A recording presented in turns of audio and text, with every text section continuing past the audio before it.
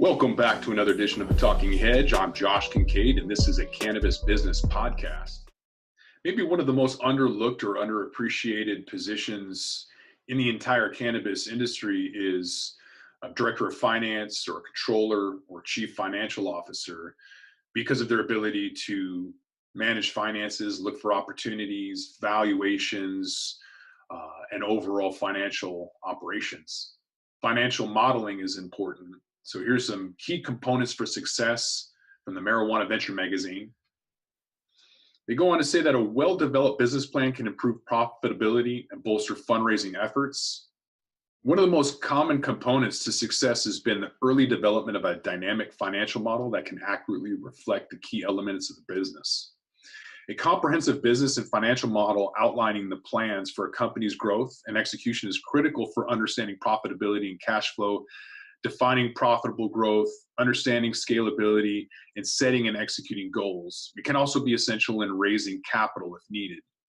Often companies are started with a great idea, it's quickly developed into a productive service, yet many of these companies fail to put together a comprehensive financial plan that supports the profitability and long-term vision of the organization.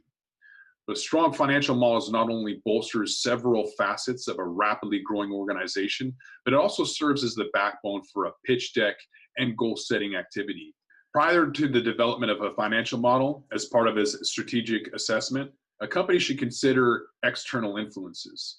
There are several data points to consider, including defining your brand, understanding your brand, and how it's related to the market.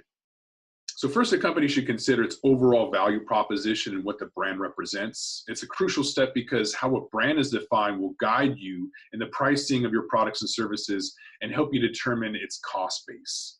So does your brand represent the high end of the market for the product or service or the budget-friendly version?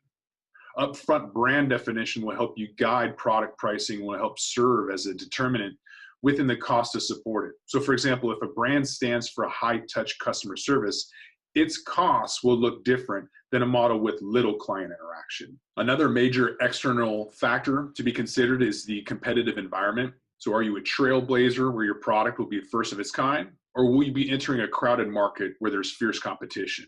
You'll need to assess how your product or service compares to competitors and where you want to position it relative to those competitors. It's a crucial step to assess the impacts and aspects of your financial model. To build the actual financial model, the company needs to consider pricing, variable costs, fixed costs, and tax laws, both state and county. So the company needs to consider its growth trajectory, how it can effectively scale its business. One needs to consider how the product will be priced and what types of discounts, if any, will be offered. So will you have a recurring fee for the product or service you provide? Will you offer repeat customer discounts? Or is your product or service a one-time customer purchase? So depending on the answer to these questions, your model will contain different attributes. Cost needs to be broken down into fixed and variable. Variable costs increase as each product or service is produced. Fixed costs tend not to change until critical mass is achieved. Costs should also be separated into manufacturing, sales, distribution, and support under these categories. Defining which costs are scalable versus those that are incurred with the application of each product or service will help to determine the scalability and overall profitability of what's being offered. This also allows you to assess cash flow and profitability. Many support and management costs fall into these fixed categories, for example, legal, accounting, and support costs.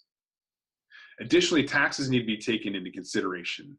Tax laws vary from county to county and state to state, so it's important to familiarize yourself with how much your business needs to set aside for taxes. In addition to local, state, and federal taxes, companies need to be subjected to sales tax. Other areas to consider in a model are how much you plan to spend on advertising and sales. So it depends largely on how you plan to distribute your product and service and how you want to get the word out to the marketplace. Advertising costs can be more intensive for a startup compared to a known and well-established brand.